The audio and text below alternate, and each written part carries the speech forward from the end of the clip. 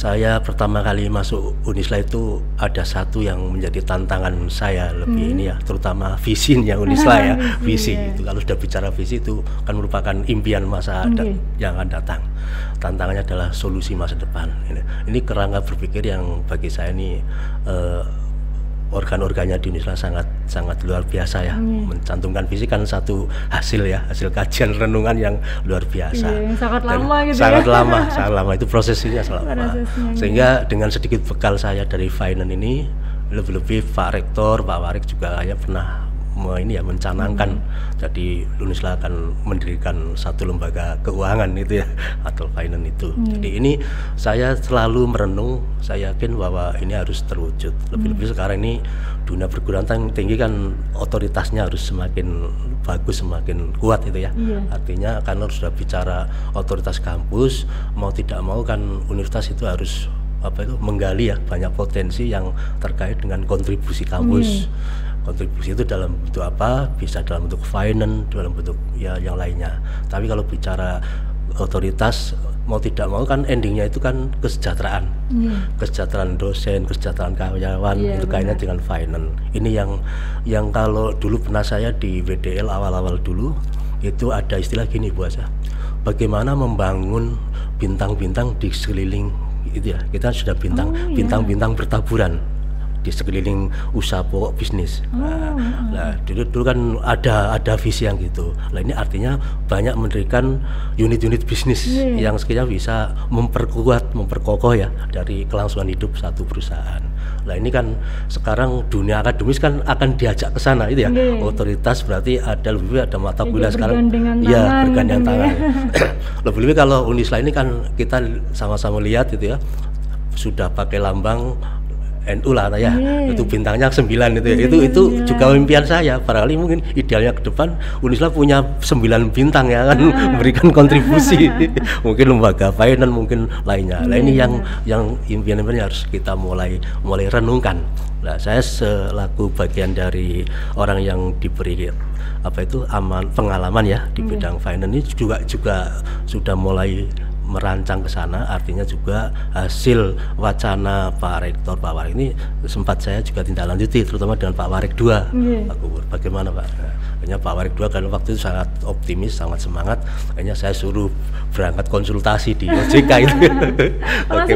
Ya, saya sempat konsultasi OJK. Jadi ya memang di OJK ternyata di lembaga yang sangat ini sekali ya, itu juga sudah banyak masukan antar kehidupan akademis dengan dunia bisnis. Jadi memang itu sangat modal bagus kalau ada dunia akademis akan membangun satu lembaga. Di tengah-tengah ada lembaga yang utama, tapi di pertaburan bintang-bintang yang akan memberi kontribusi besar terhadap pertumbuhan dan kelangsungan hidup.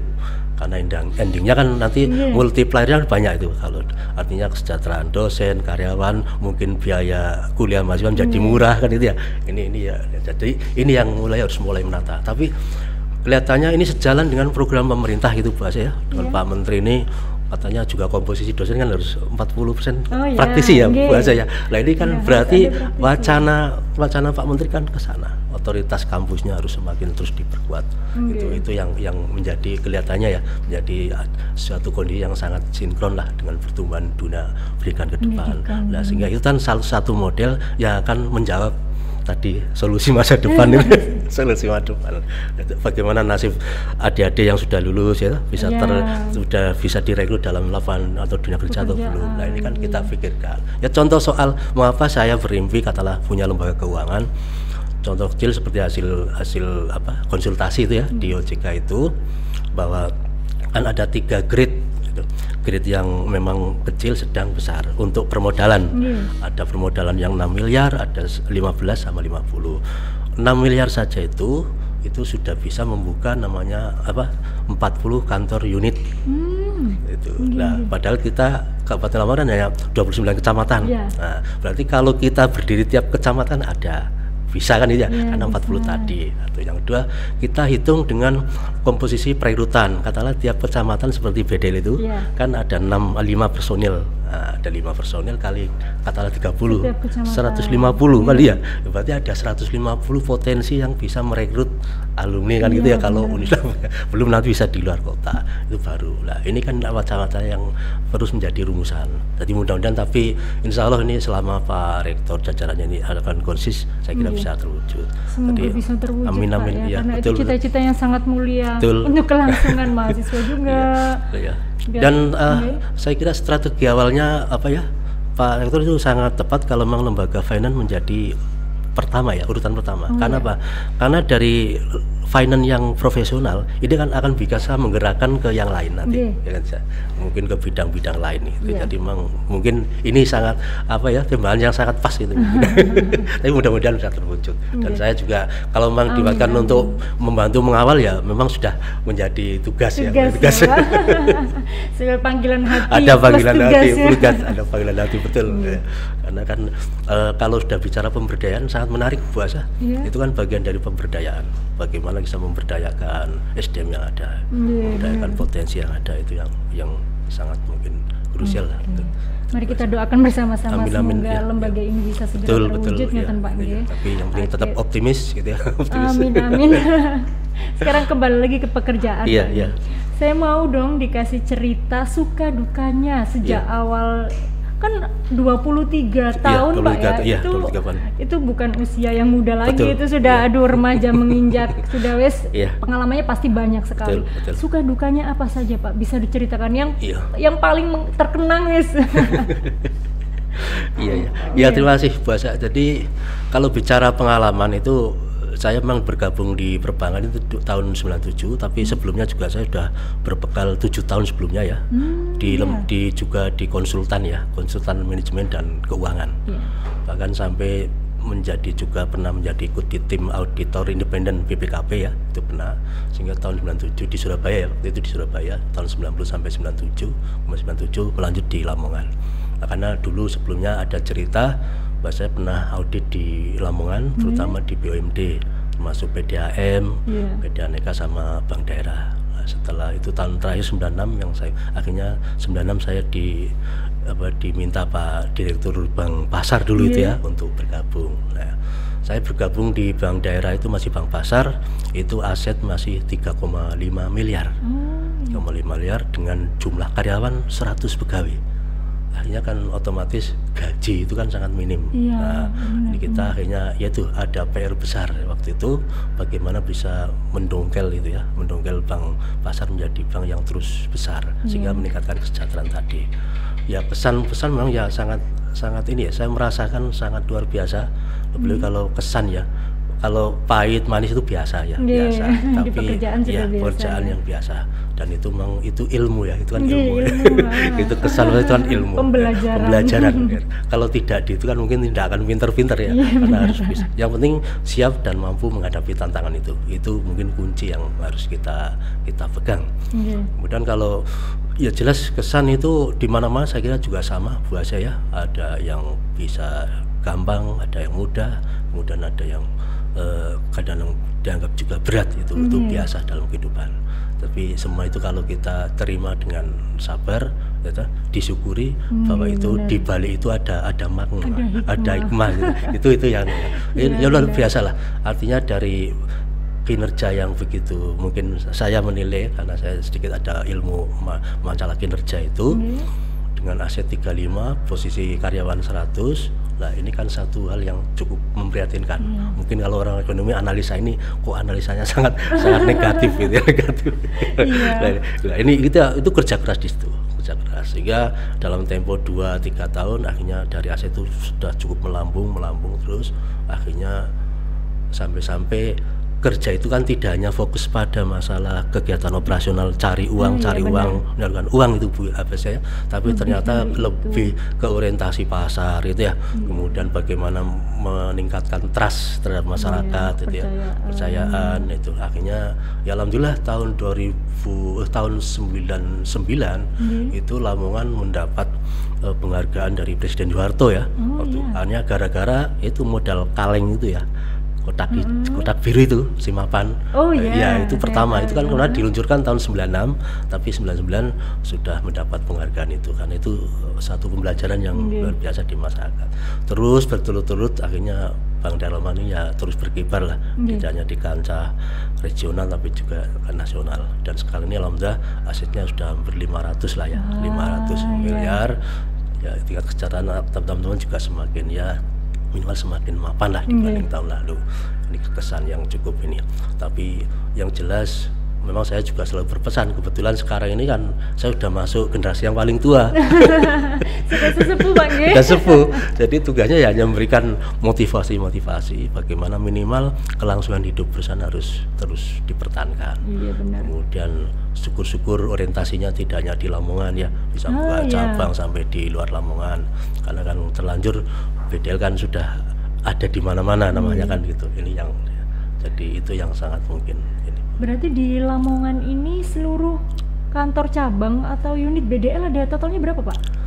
Kantor unit pelayanan ya, itu cabangnya satu, unit pelayanannya itu ada 26 ya, 26. Kemudian ya? Kantor cabang satu, jadi total cabang ada 29 kantor pelayanan.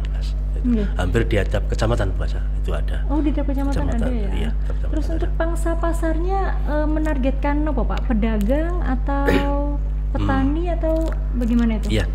Jadi sebetulnya segmen pasarnya BPR itu ya, itu kan beda dengan bank umum bahasa ya. BPR kan lebih orientasi ke UMKM itu ya. Jadi UMKM ya, petani, petambak, peternak. Ya artinya kebutuhan modalnya itu kan enggak harus besar-besar. Kita kan pasarnya pasar ya tadi UMKM kan ya tingkatnya hanya juta lah, belum sampai miliar itu ya. Itu orientasinya lebih ke UMKM. Itu orientasi pasar. Berarti lebih ke petani, petambak. Iya, petani tambak, pedagang peracangan dan sebagainya. Walaupun sebetulnya ya tantangan ke depan kan ini sudah globalisasi ya buat saya. Ya cuma tetap koridornya harus itu tetap orientasi UMKM. Karena kalau dipaksa kan juga kadang kalau BPR ini kan modalnya tidak sebesar bank umum. Jadi ya kadang nanti mesti akan ada kendala di likuiditas sebagainya. Gitu.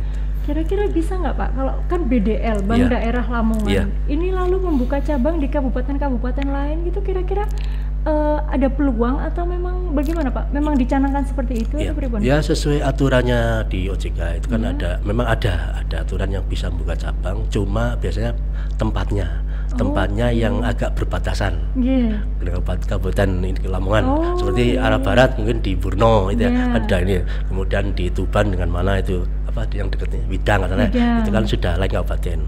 Itu yang sementara apa aturan di OJK-nya itu ada boleh diperbolehkan untuk buat cabang. Diperbolehkan tapi harus yang berbatasan dengan kabupaten gitu. Berarti kalau di tengah kotanya, misal di tengah kota Bojonegoro gitu nggak bisa Pak ya? Belum sementara. Tapi kira-kira kalau itu diusahakan gitu bisa Pak ya? Kalau diurus lagi ngeten? Ya tetap orientasi itu kan bagian dari ini ya, dari rencana bisnis itu ya, rencana bisnis bank ya. Jadi tinggal kan melihat potensi daripada kecukupan modal gitu. Kalau memang modalnya cukup nanti bisa dicanangkan untuk buat cabang di mana. Karena karena itu yang ukuran sekarang kan CAR itu ya, untuk bisa capital adequacy ratio itu ya. Jadi kecukupan modal itu dipertimbangkan untuk buat cabang. Nah, selama mungkin modalnya besar, longgar, cukup, mungkin ya akan bisa kemana-mana. Benar-benar bisa. Tapi kalau misalkan bisa kemana-mana gitu, nama BDL-nya nggak boleh dirubah Pak ya, tetap BDL gitu ya. Iya betul BDL. Sudah Lamongannya tuh sudah pakem, sudah paten. Betul bahasa.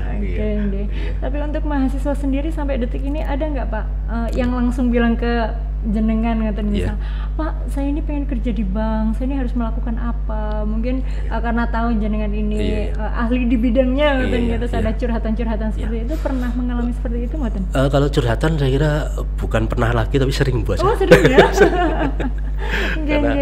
Karena ternyata itu terutama ada yang alumni itu ya juga sering ketemu yang sudah diterima di bank itu baca ketemu, kemudian juga yang ada dia mau lulus juga ada konsultasi itu ya. Nah kalau saya di bank kira harus seperti apa? Nah, itu kan pilihan ya, pilihan. Itu makanya kadang-kadang saya kan terpanggil hati ya kalau sudah di keluhan adik-adik itu dari bank waduh seandainya kan gitu ya, akhirnya seandainya Unisla punya bank. Kita doakan semoga besok punya Pak iya, ya. betul. Itu tetap konsultasi adik-adik tetap ada terus ya. Dan bahkan yang sudah kerja itu juga sering connect ya, minta pertimbangan seperti apa itu karir-karir.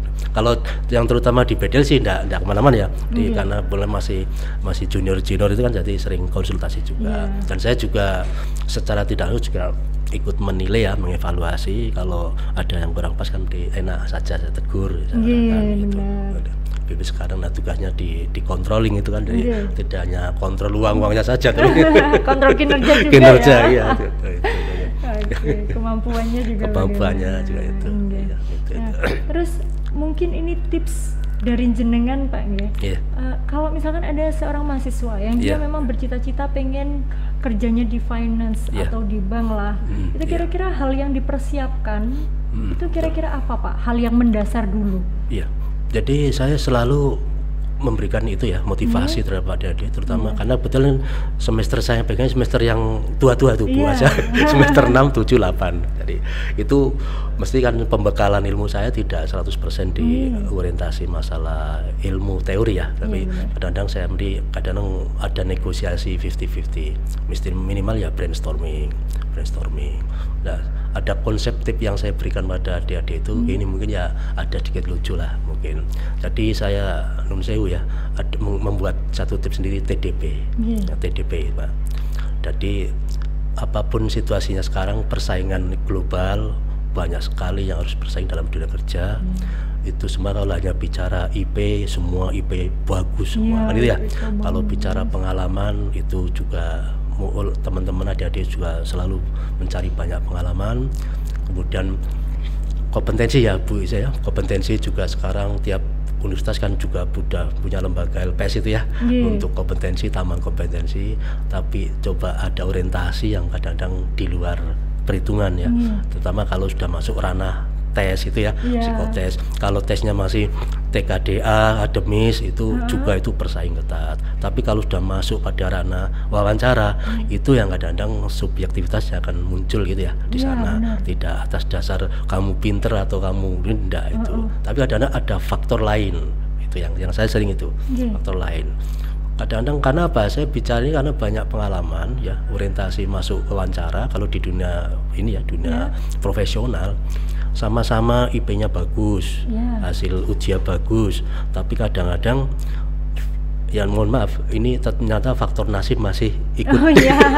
Kan itu ya buat saya. Nah itu faktor nasib, itu kadang-kadang juga itu kan tidak tahu, sudah berubah. Karena contoh soal nilainya bagus, IP-nya bagus, tapi kadang-kadang kalah sama yang di bawahnya. Artinya justru yang di bawah itu kok bisa masuk. Ini pengalaman ini sudah banyak yang saya evaluasi, saya lihat itu ada. Nah, ini sempat terjadi juga. Lulusan dari perguruan A yang hebat kok kalah dengan lulusan perguruan tinggi yang biasa.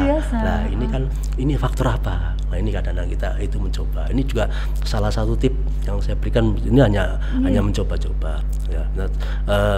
Saya bicara ini kan juga dulu sering bicara dengan para pakar ya, dari UGM, Brawijaya, Undip. Ini orang-orang yang sukses, kebetulan dia punya tip apa sih dia sukses, bisa kuliah di luar negeri, bisa kuliah dalam waktu bersamaan, kok bisa kuliah 1-2 perguruan tinggi itu kan banyak ya. Nah itu tipsnya apa? Nah akhirnya terus saya kejar itu Bu, akhirnya menjadi satu model saya. Oh ternyata tidak lepas dari namanya TDP. Saya bilang TDP bahasa barangkali nanti para pemirsa ini ya, mohon maaf saya bilang ini karena ini konsep yang hasil pengalaman. Jadi T-nya itu tahajud bahasa. Orang harus punya tahajud. Kemudian D-nya itu sholat duha. Kemudian yang P-nya puasa sunat. Subhanallah ya bener ya, aduh saya rasanya mendengarkan ini kok hati saya jadi adem ya. Orang-orang hebat itu pasti punya pegangan itu rata-rata. Lebih kalau anak-anak dari orang-orang ini ya pondok kayak itu ya. Nah, sekarang kita lihatlah di Jakarta itu orang-orang hebat itu semua punya konsep itu. Ternyata tidak lepas itu. Jadi banyak dulu referensi saya masuk orang-orang hebat itu, ternyata kalau saya kejar terus endingnya pasti itu punya punya resep itu ya. Jangan bicara menguasai ilmu, banyak ilmu, tapi jadilah menjadi orang ahli. ahli tahajud itu ya, ahli dua, ahli puasa itu ya bahasa ya. Nah itu yang selalu saya canangkan terus ada adik-adik. Nah itu coba. Karena apa? Ternyata secara psikologisnya katanya orang-orang psikolog itu akan membuka aura masing-masing beda. Kalau orang biasa itu kan auranya kan beda dengan yang tidak melakukan itu. Nah, orang-orang psikolog sekarang kan orientasinya kalau ada tes ujian rohani itu ya bahasanya, kita kan ada tes rohani itu ya. Nah, tes rohani kan arahnya ke sana, dan orang-orang psikolog sekarang juga mempelajari aura-aura sama frenologi itu. Benar. Nah itu kelihatannya arahnya ke sana yang sekarang dunia ini.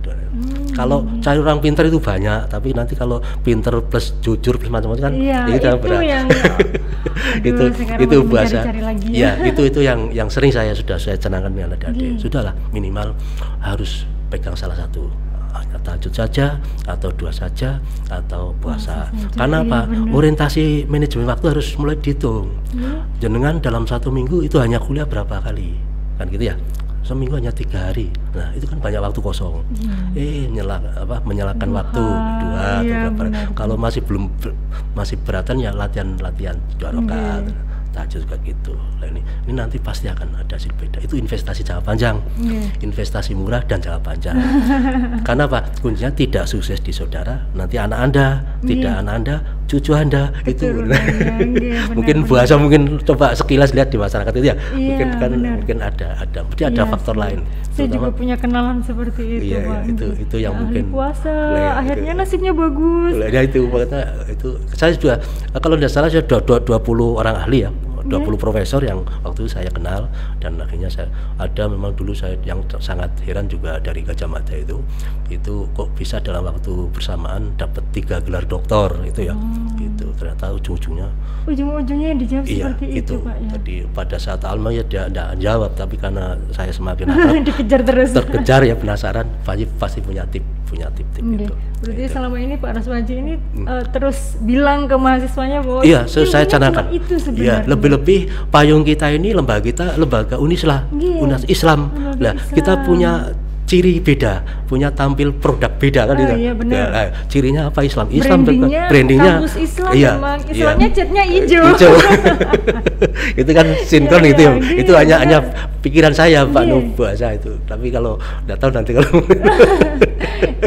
jadi memperkuat branding Unislah itu apa sih harus dimiliki person masing-masing alumni ya. Itu salah satu brandingnya itu. Punya sertifikat yang tanpa ini ya formal. Ya investasi murah jangka panjang. Investasi murah jangka panjang. benar. Itu impian kan, tapi mudah-mudahan dari awal itu selalu gitu. Sekarang sudah saatnya Anda mengawali untuk belajar masalah yang itu. Atau nanti waktu 1-2 tahun kan panjang. Artinya kalau satu tahun tiap hari 365 hari kan gitu ya, itu kan dikalikan berapa tahun? Berapa tahun kan nanti berarti Anda nanti sudah semakin dekat yang menciptakan Anda kan. Tinggal dikalikan harinya. Dikalikan hari ya. Kita hitung-hitungan bukan berarti bisnis tapi hitung-hitungan. Benar. Hitung-hitungan awal gitu. Itu saran yang sangat bagus dari seorang pakar keuangan yang juga dosen Universitas Islam Lamongan. Terus selanjutnya ketika mahasiswa sudah dijawab seperti itu Pak Nggi, itu rata-rata mereka ini maksudnya karena pasti terketuk hatinya. Saya memang harus, berarti jenengan dapat Pak tambahan pahala banyak loh ya. Karena menggugah seseorang untuk melakukan hal baik. Betul Pak. Jadi rata teman itu ya kelihatannya, terutama kalau yang perempuan itu lebih respect. Tadi laki-laki juga semakin banyak nih. Artinya tanggapannya kan beda, orang menanggap serius dengan enggak kan kelihatan itu bahasa ya. Jadi kelihatannya ya, saya berharap juga teman-teman adik-adik ini terus semakin mengkaji masalah itu. Nanti kan saya kadang-kadang gini, ada pemberian, buktikan saja besok kalau enggak percaya. Artinya apa? Artinya namanya rezeki yang barokah seperti apa? Kan gitu ya Bas ya. Pasti yang datanya tidak disangka-sangka kan gitu ya. Kalau yang kita kejar kadang malah nggak kena, tapi tahu-tahu dari jalan yang ini yang kita harus mencari rezeki yang barokah. Semuanya sudah ada rezekinya masing-masing. Iya, gitu, tapi ya tetap nggak semuanya itu barokah. Iya, ada celah-celah bagaimana cara mencari rezeki yang barokah itu. Gitu. Mungkin besok Pak Ruswaji ini bisa membuat buku gitu Pak dengan judul ya itu tadi kiat-kiat sukses. Poinnya tadi ya TDP. Ya mungkin Bu Asa bisa konfirmasi dengan alumni manajemen kalau selalu saya itu ya minimal saya ada kepercayaan diri, satu saya sudah merasa menjadi orang tua itu anak-anak saya, jadi saya ya senangnya lah brainstorming. Tapi itu benar kok Pak, karena kita pendidik ya, jadi kita harus memberikan ilmu yang luar biasa kepada teman-teman mahasiswa ini ya. Karena mungkin selamanya kita akan dikenang, oh ya dulu saya bisa seperti ini juga karena pernah dibilangin Pak Ruswaji seperti ini gitu kan. Alhamdulillah menjadi amal baik. Oke. Mungkin yang terakhir Pak, yang terakhir ini pesan-pesan untuk mahasiswa selain yang TDP ini tadi. Tadi kan TDP itu kan kalau mau sukses di dunia kerja gitu kalau mau sukses dunia akhirat lah intinya. Pesan-pesan untuk mahasiswa yang sekarang mungkin sedang menghadapi kendala proses belajar, mungkin sekarang lagi nggak semangat belajar atau apa. Kita dengarkan tips dari praktisi sekarang yang sudah berkecimpung di dunia kerja, di dunia akademik sudah berpuluh-puluh tahun. Sekarang mungkin lagi ada rasa-rasa malas atau rasa-rasa aduh kayaknya saya malas kuliah, saya mau berhenti aja. Mungkin jenengan ada tips atau ada kalimat-kalimat gitu, kalimat-kalimat penyejuk gitu ya bagi teman-teman mahasiswa yang sekarang sedang bermasalah ini. Terima kasih. Jadi ini kan satu musibah global ya Bu Asa ya. Jadi tidak hanya mahasiswa saja, tapi termasuk dunia kerja juga sudah banyak yang mengalami ya anggap saja itu satu krisis musibah. Jadi tapi di balik itu semua saya juga sekilas melihat ya, ternyata juga melahirkan banyak inovasi-inovasi baru, terutama anak-anak muda ini, malah juga anak muda di rumah ternyata berkreasi. Industri kreatifnya muncul akhirnya. Yang muncul banyak kreatif, seperti perdagangan online itu ya, online ini banyak sekali ya. Termasuk di anak saya juga gitu, dua-duanya malah jadi bisnis online. Bagus ya. Itu atas inovasi, atas kreatif ya, inisiatif dan kreatif. Karena yang minimal apa? Yang jelas harus ditanam itu semangat, tetap semangat, optimis gitu. Jadi kalau semua diterima dengan sabar, syukur, itu kan pasti akan beda ya bahasa ya. Pasti akan nanti ada jalan, itu pasti. Jadi jangan dirisaukan kondisi begini, jangan, itu nanti malah kita pesimis, tidak melahirkan apa-apa, tapi justru nanti menjadi menghambat itu. Tapi tetap optimis, melihat lingkup sekeliling kita itu ada apa kan gitu ya. Lihat yang positif-positif, ternyata jadi begini. Jadi banyak sekali ternyata Bu Asa ya, celah. Jadi justru melahirkan banyak inovatif dan kreatif. Ya kreativitas ini ternyata luar biasa di suasana pandemi. Makanya seperti dunia perbankan ini, kalau kita kembali ke krisis tahun 98 itu ya, 2008. Nah, krisis pandemi ini justru meningkat, lebih bagus, sangat jauh dibanding tahun itu. Hanya dunia keuangan tadi yang istilahnya hanya yang modal cekak saja yang belum bisa memulihkan kondisi. Tapi ini contoh tadi. Jadi pada adik-adik mahasiswa yang katakanlah ini menjadi satu penghambat, jangan terus pesimis, tapi tetap optimis, semangat mencari inovasi-inovasi yang bisa memberikan kontribusi baik terhadap sendiri maupun terhadap masyarakat. Itu mungkin itu sekilas itu bahasa. Mahasiswa-mahasiswa yang sekarang sedang galau, sedang malas-malasan kuliah, dengarkan ya teman-teman. Baik, terima kasih kedatangannya Pak Ruswaji di channel ini. Semoga bermanfaat ilmunya. Tadi Pak Ruswaji sudah berkata-kata banyak, sudah bilang banyak, sudah menasihati kita banyak sekali sebagai seorang senior gitu ya. Jadi kita harus mendengarkan, kita harus ternyata benar ya yang dibilang Pak Ruswaji. Itu saya mengiyakan sekali itu yang 3 hal tadi. Mungkin saya tunggu bukunya Pak segera diluncurkan. Saya sangat menantikan itu ya, mungkin bantu-bantu dari Letpang nanti. Siap-siap. Dari pengalaman-pengalamannya mahasiswa mungkin ya bisa jadikan buku yang menarik loh itu. Baik Pak Ruswaji, terima kasih atas kedatangannya. Sekali atas undangannya dan mohon maaf apabila ada yang kurang berkenan. Saya juga mohon maaf yang sebesar-besarnya. Kita akhiri podcast kali ini, semoga kita semua dapat ilmu yang bermanfaat. Wallahul muwaffiq ila aqwamit thoriq. Assalamualaikum warahmatullahi wabarakatuh. Waalaikumsalam warahmatullahi wabarakatuh.